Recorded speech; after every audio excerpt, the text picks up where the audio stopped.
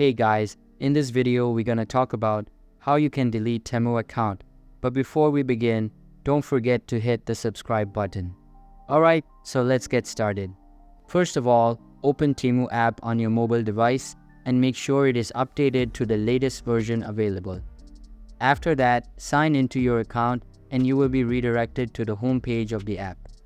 Now tap on the person icon at the bottom of the screen and a bunch of options will be displayed. Here, tap on the gear cog icon at top right corner of the screen and the settings page will open up. Inside settings, tap on the account security tab at the top left corner and scroll down to the bottom. Here you can see that there is a feature named delete your Temu account. Simply tap on it, again scroll down, mark this statement and tap on continue. On this page, select your reason, click on continue, a confirmation pop-up will appear. Simply tap on the delete button to confirm the deletion.